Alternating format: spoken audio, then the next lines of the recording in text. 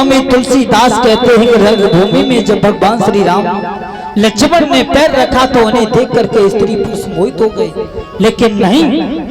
वही गोस्वामी तुलसीदास कहते हैं सीता को नहीं बल्कि भगवान श्री राम को देख करके सब स्त्री पुरुष मोहित हो गए, क्योंकि स्त्री कभी स्त्री की बड़ाई कर नहीं सकती है। भक्तजनों, और लिख रहे हैं गोस्वामी तुलसीदास,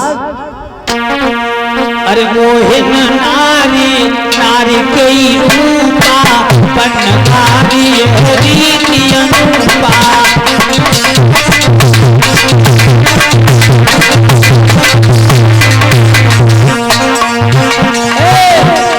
मोहे नारी नारी कई रूपा बनकारी रीति अनुपा।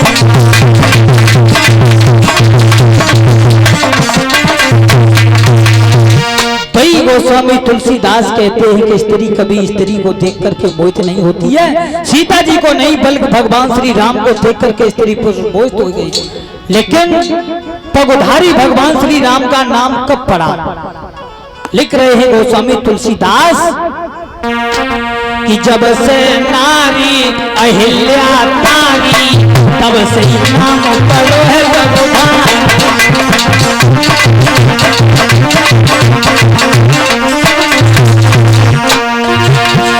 रणभूमि जब लोहे देखी सकल बनाई,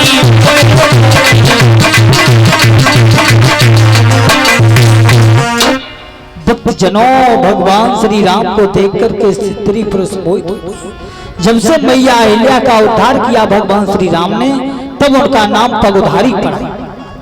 इधर धीरे धीरे भक्तजनों उस महाराज जनक के यहां बड़ी भीड़ लगी हुई थी, लेकिन महाराज जनक ये सोचने लगे आज हमारी बेटी का स्वयंवर है। एक नहीं बल्कि अनेक ऋषि राजा महाराजा बैठे हुए थे भक्तजनों वहां, और जाकर के उस धनुष को उठाते हैं। वो धनुष उठाने की बात तो छोड़ो, एक तिल भी किसी के बुद्धि से हिलता नहीं था। तो धनुष में वो करामात थी, जो राजा लोग जाकर के उस धनुष को उठाते थे उनका भार खींच करके अपना बोझ बढ़ा लेता था। भक्तजनों, एक नहीं बल्कि 10 राजा मिलकर के उठाने लगे। भूप सहस 10 एक ही 12 और लगे उठा बनट रही नटारा। एक सहस 1000 का होता है भक्तजनों, और 10 सहस यानी 10,000 राजाओं ने मिलकर के धनुष उठाया। कितना लंबा वो धनुष होगा? 10,000 राजाओं के 20,000 हाथ हो गए। तो रामायण में शंका जगह जगह है, और रामायण की कथा जो है वो कुछ बड़ी होती है, लेकिन समय नहीं है, इसलिए आज हम कुछ शॉर्ट में भी कह रहे हैं। भक्तजनों, 10,000 राजाओं ने वो धनुष मिलकर के उठाया, फिर भी वो धनुष किसी की बुद्धि से हिला नहीं। और जब हिला नहीं, उसी समय महाराज जनक कहने लगे अब तो हमें ये मालूम पड़ रहा है कि हमारी बेटी सीता का विवाह हो नहीं पाएगा। कहने लगे हमने विशेष भूल की, जो आज हमने ये धनुष यज्ञ का बहाना किया, ये प्रण किया। और कहने लगे महाराज जनक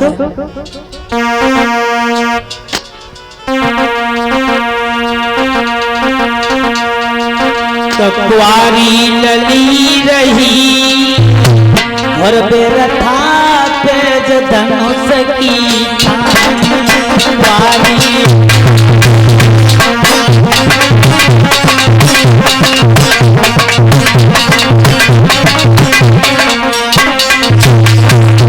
कहने लगे महाराज जनक कुआरी लली रही फिर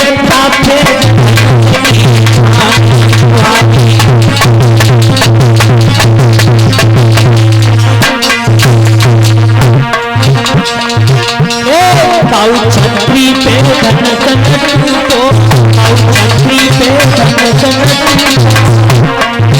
हाँ, सब निधि भागी लली कोई पूछो, निधि भागी लली कोई हमारी हंसी भई फिर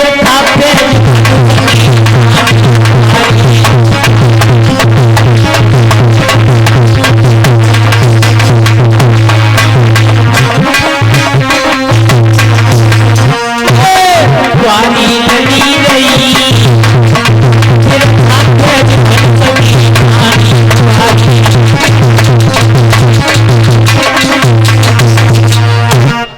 भक्तजनों, ये वचन जब महाराज जनक के शेषावतारी लक्ष्मण ने सुने, कहने लगे, हे महाराज जनक, अब तुम लोग यहाँ क्यों बैठे हो?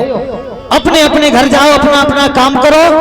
जब तुमसे ये धनुष उठ नहीं रहा है, टूट नहीं रहा है, तजो आसन जन जग रह जाऊ और लिखो न विधि ने पैदे विभाऊ। चले जाओ अपने अपने घर। और ये वचन शेषावतारी लक्ष्मण से सहन नहीं हुए। शेषावतारी लक्ष्मण कहने लगे, गुरुदेव, ये कैसी बातें कर रहे हैं जनक, इन्हें शर्म नहीं लगती? यदि गुरु जी आप हमें आज्ञा दे दो तो ये धनुष की बात छोड़ो, हम ये तीनों लोगों को हिला दें। और बोले हैं शेषावतारी लक्ष्मण,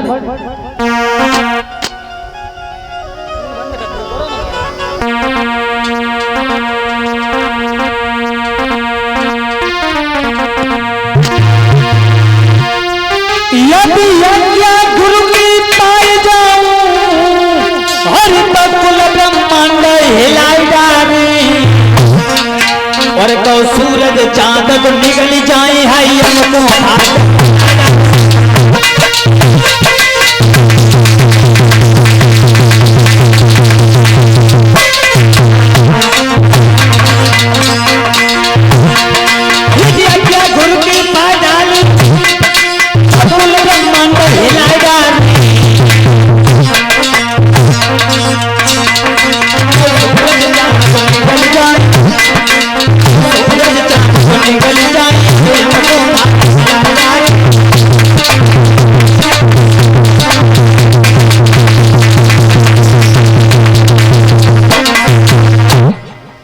जनों। उसी समय विश्वामित्र कहने लगे, लाला लक्ष्मण, इतना क्रोध ना करो, अभी तुम्हारा बड़ा भाई बैठा हुआ है,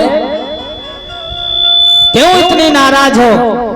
बोले, सुन नहीं रहे हो गुरुदेव, जनक कैसी बातें कर रहे हैं, ये कैसे मालूम हो गया कि इस दुनिया में कोई वीर नहीं है? यदि गुरुदेव आप हमें आज्ञा दे दो तो ये धनुष की बात छोड़ो, हम तीनों लोगों को थर थर कपा देंगे। उसी समय भक्तजनों, गुरु विश्वामित्र ने भगवान श्री राम की तरफ इशारा किया और कहा, लाला राम, अब समय ज्यादा नहीं है और उठ करके इस धनुष को तोड़ो तुम। और भक्तजनों, उसी समय भगवान श्री राम उठे और धनुष को तोड़ दिया। बोलिए भक्त वत्सल भगवान की। उसी समय जनकपुर की सुगमानियां कहने लगी, है सीता, क्या देख रही हो, जयमाला डालो ना गले में। लेकिन भक्तजनों, कद में भगवान श्री राम जो थे वो कुछ बड़े थे। भगवान श्री राम ने जब धनुष तोड़ा तो राम की उम्र 7 साल 7 महीना और 7 दिन की थी।